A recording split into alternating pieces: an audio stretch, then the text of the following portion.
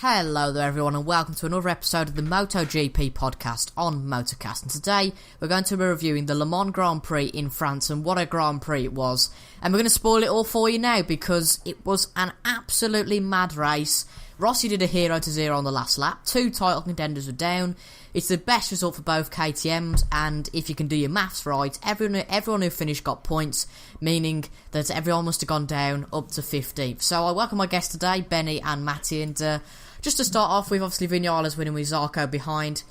Did Zarco make the wrong choice on tyres, Matty? Obviously the two Yamahas were on mediums and Zarco was on softs, which kind of gave him the better start, but at the end of the race he was obviously slower to the lack of grip. I guess, he did get second in the end, so you could say that it has worked out for him. Obviously that was down to a lot of factors though, which we'll talk about as we go into the podcast. I'd say, I think if he'd gone with the same tyre strategy as the other Yamahas, if you wouldn't have gotten that stint at the start while he was out in the lead. So I think, it was worth him going for an alternate strategies, and in the end it has paid off for him. So I don't think it's a bad strategy call from Tech 3. What do you think, Benny? Do you think it was the right call or not? Yeah, I think it was the right call. I think that basically all through practice he was always driving on the soft tires, and I think he's one of those drivers that can conserve tires a bit better than the rest. So I think it was in the end the right call, and as it showed, P2 in the end. And the deficit I think is due to it being a satellite bike and not the factory bike. And out of the three, Benny, who would you say was the honourable winner, the one who should have won? Obviously, Vinales set the fastest lap, but do you think that maybe in context that maybe Zarco or Rossi should have got the win today, or do you think that Vinales has got it fairly? Well, Vinales definitely deserves the win. He's been very quick, but I think that in the end, if Rossi didn't make that mistake when he went wide, which allowed Vinales through, I think he would have won, and he would have been the most deserved winner, as he was really quick, especially towards the end of the race. But just after that mistake, he was just pushing too hard, and just went over the limit. Yeah, great shame really for Rossi, because he'd had such a good Grand Prix, and even to finish second behind Vinales, it wasn't any bad feat, but to go down on the last lap with 2 or 3 corners to go must be the most gutting feeling ever. But moving on to Honda, and obviously Marquez down, but Pedrosa, driver of the day perhaps, maybe Lorenzo, we'll talk about that a little bit later, but Pedrosa with a solid rise from P13, obviously not getting out of Q1 into P3. So talking about Marquez, Matty, obviously he went down. Is his championship over? I know we talked about this when he went down in Qatar, and also in one of the Grand Prix that I can't think of where Pedrosa went down also. I'm sure Benny will tell me now. What? Where did Marquez and Pedrosa both go down? Oh yeah, Argentina. Yeah, that's right. Thank you very much from our lovely insightful genius Benny on MotoGP. But Matty, going back to the actual question, after 2 falls, and obviously Vinales only having 1 and Rossi only having 1, and I believe Pedrosa only having 1, do you think that Marquez's championship is now over, or do you think it's too early to say that? I think it's too early to say. I mean, obviously, we were speaking before the podcast, and an interesting thing that Benny brought up was the fact that Marquez had been struggling all the way through free practice, and he had taken a few tumbles, in the previous sessions, but in the race he did look as if he had the pace, and he is a guy who tends not to give up through the season, so you really can't discount him for the championship. And if he hadn't have gone down, I think there's a good chance he would have been there or thereabouts near the end of the race. Yeah, definitely. And Benny, would you say that Pedrosa's the driver of the day, from rising 10 positions from P30 in the second half of the grid up to a podium place? Or do you think it's just purely because he did have a good drive, however there were a lot of front runs that went out, meaning that he did rise to that P3? Well, yeah, it's kind of hard to say, but I do think that he deserves praise for his drive. even in qualifying, he did look like he was gonna get through, but in the end, Zarco just put in a blistering lap at the end of Q1 and just knocked him out by a few hundredths or a few thousandths of a second. So, he deserved, and I think he had better pace than Marquez, and his bike definitely looked more stable, and so, yeah, it's definitely a well-deserved podium, but if Rossi hadn't crashed, it still would have been a well-deserved P3. Definitely, I totally agree with you there. And moving on to Ducati, the third or fourth team, if you like. Obviously, a great result for both here today, following that podium with Lorenzo from Jerez, going from 16th, the bottom half of the grid after that chaotic qualifying session, up to P6. And okay, he wasn't as quick as the top 5, but is he still a little bit of a worry, Matty, against Dovizioso? Because obviously, Dovizioso was quicker today, and even though Lorenzo got the podium in Jerez, Dovizioso's kind of, I wouldn't like to say dominated him, but he's beat him at a lot of the Grand Prix. So what do you think of the situation at Ducati? Do you think that Lorenzo's kind of got used to the bike now, or do you think that it's just a case that maybe the Jerez podium might have been a little bit tad lucky? I wouldn't say he's used to the bike yet. Because if Lorenzo was used to the bike, he would be all over Dovi in terms of lap times and such. Fair enough, he did get the better result today, but there's other circumstances which have come into that. To come up from P16 though is good, and it's showing that he's at least got more confidence than he started the season with. And kind of on the comment for the Jerez weekend, I think that's maybe kind of like a diamond in the rough so far on what's been a bit of an average start of the season for Lorenzo. Yeah, I'd agree with you there. I mean, he hasn't done well, has he, in any of the Grand Prix, and it was certainly nice to see him do well in Jerez, but maybe he was brought a little bit back down to earth at this Grand Prix. I don't quite know, but hopefully he gets used to that bike, because it would be a shame to see him kind of behind his teammate all the season, because we do love those inter-team battles. And Benny, do you think that Dovizioso still has the upper hand against Lorenzo? Yeah, definitely at the moment still yes. Just the previous race I think was just kind of all of the everything just coming together for Lorenzo, including Yamaha having quite a bad weekend as a manufacturer. All of the bikes just weren't up there with the Hondas, and Lorenzo had a perfect weekend. So, but now this weekend I think he just needs more time. Just this weekend hasn't gone well for him. Yesterday he took a fall in that FP3, which was quite chaotic. I think most of the riders just had a fall in that practice session, and we know how Lorenzo is. Every time something disturbs his weekend, he just isn't quite as focused in the race or anything, and he just has problems after that, basically for the rest of the weekend. So, I think we've still got a lot to see from Lorenzo on the Ducati, but at the moment we are definitely he definitely needs more time. And I think we've definitely covered the headlines now, apart from maybe KTM. So let's talk about KTM. Best result for both so far, Benny. Wouldn't you agree? Best result. Well, it is, isn't it? It's a definite. Obviously, both into Q2. And can you kind of put into words just an emphasis on just how far they've come? I mean, from the start of the season, they were about 2 seconds behind, and now to be solidly getting points each race, it's not bad at all, is it? Yeah, they're definitely improving race by race. Just even last race, they've shown a lot of progress, but today was just a bit of everything that before the result to come together.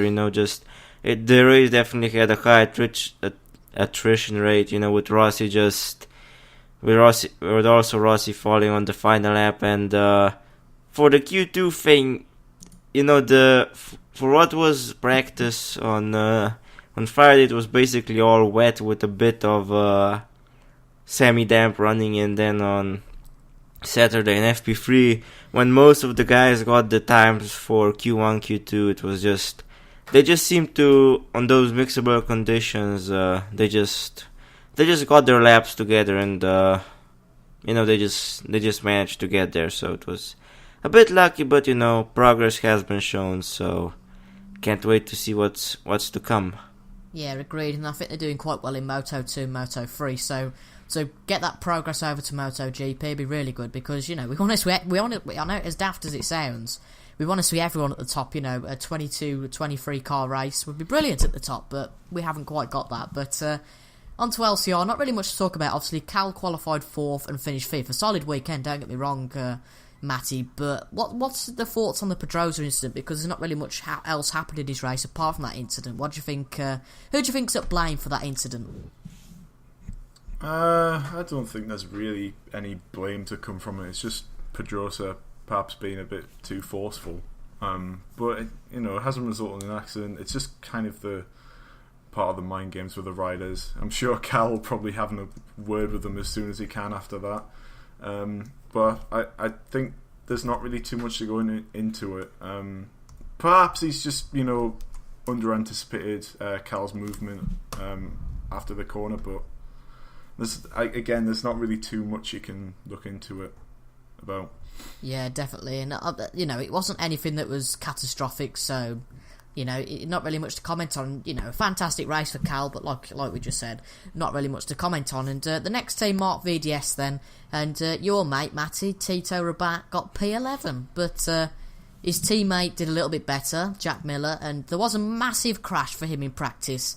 And how he survived that and raced and qualified, I have simply no idea. If you haven't seen that yet, make sure to see it on YouTube. And if you don't want to see it, I wouldn't advise watching it, but it was a pretty hairy crash, wasn't it, Benny? Yeah, definitely. It was. I didn't watch it live, but after I saw the footage, I was just like, "What?" Yeah, it was definitely quite a weird crash. I don't know. I can't exactly tell why it happened, but he was definitely lucky to not get hit by the bike and not to get injured in any way possible. But just horrible crash.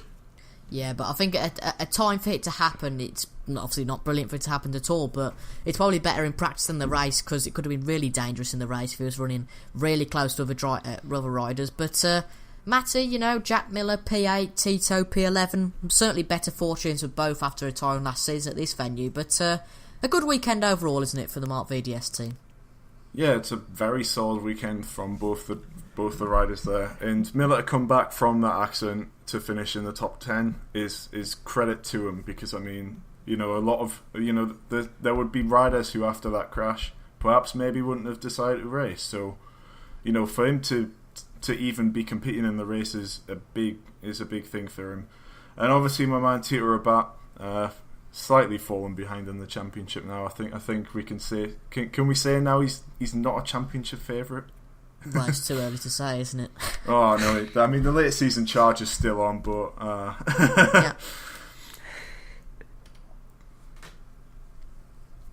yeah, exactly. And Mark VDS, an overall decent weekend for them. But moving on to Real Sponsorama, or Avantia, or whatever the hell the team's called. I'll just call them Real to make things easier. Hector Barbera went out of this race, but Baz with a great result. In 9th, I believe, so really impressive result for them, who are considered to be one of the slowest teams. Is that a surprise, Benny, considering he's on the 15 bike compared to his teammate on the 16? Well, this is MotoGP, this isn't F1. The gains from season to season aren't monumental here, so, and so a rider can definitely influence it a lot more than drivers can in Formula 1, for example. So yeah, it was just a case of Baz having a great weekend, and probably also spurred on by the over 100,000 spectators that came to cheer him and Zarco on. So he just did a good job, and he should be proud of it. Yeah, definitely agreed there. And on to Pramac, the other Ducati team.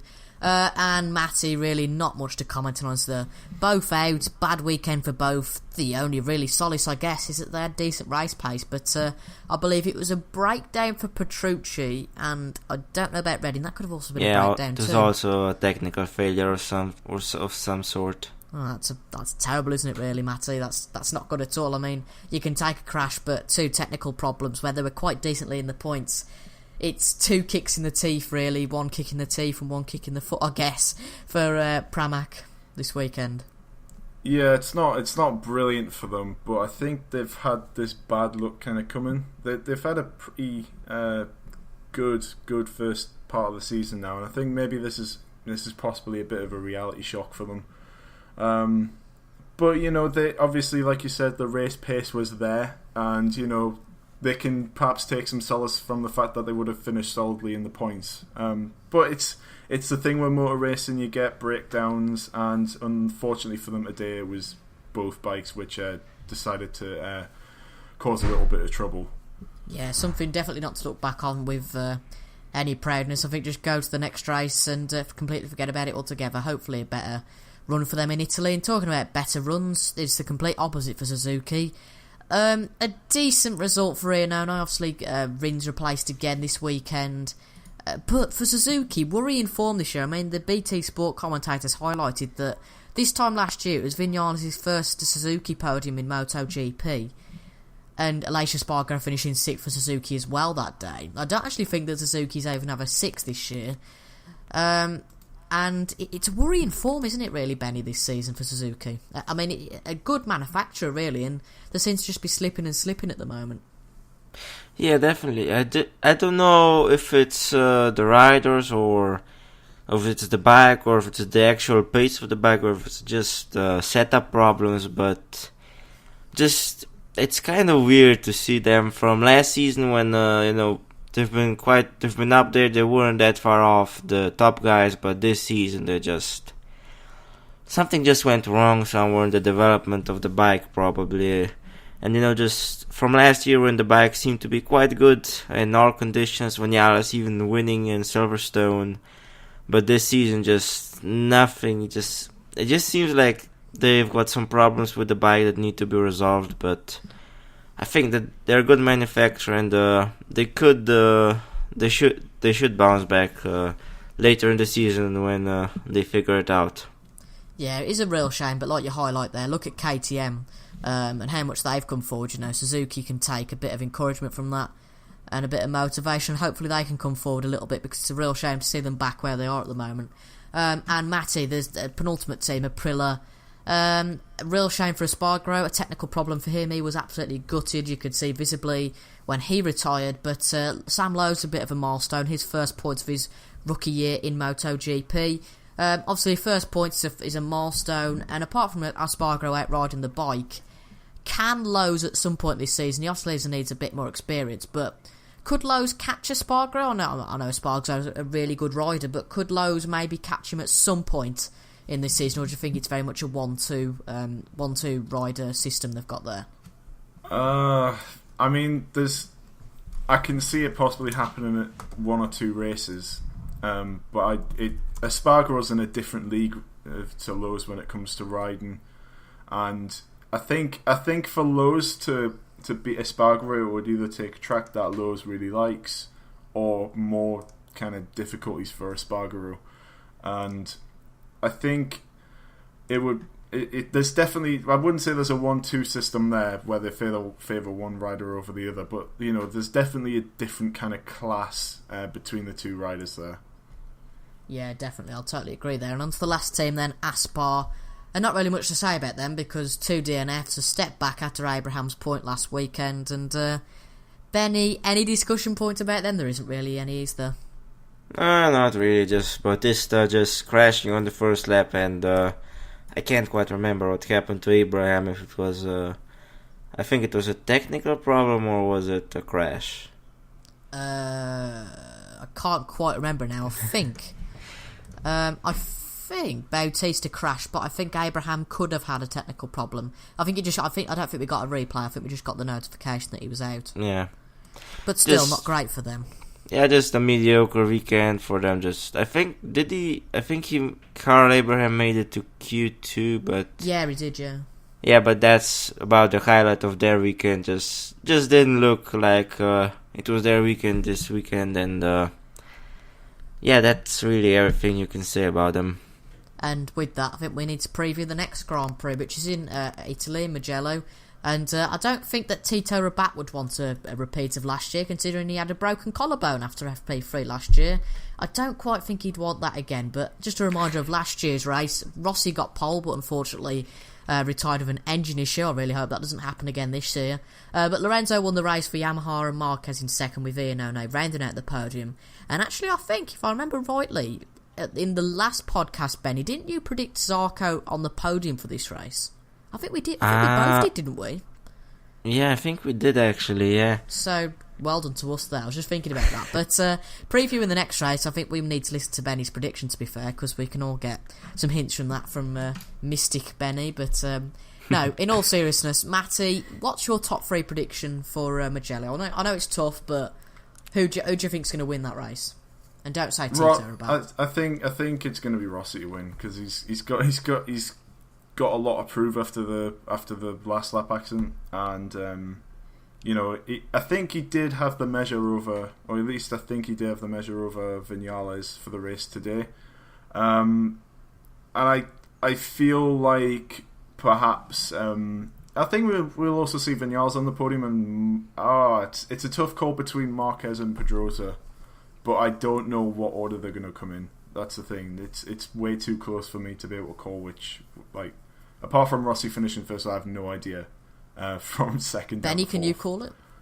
Yeah, I think I'm gonna go with a different prediction. Ooh. Well, Mugello is quite can be a power track, especially with the long straight and everything. And the Ducatis always have been quite good around there, so I think Lorenzo's gonna do quite well, and so will Dovizioso. In the end, I think it's gonna be Lorenzo with the win ahead of Dovizioso, and in third, it's gonna be Rossi. Well, I don't know what to predict. I've got absolutely no idea. It could be any one of about 8 drivers, couldn't it? I'm going to go with... I don't want to say this, but I'm going to go with Marquez win. Marquez win, and following him, I have a feeling there's going to be a Ducati on the podium.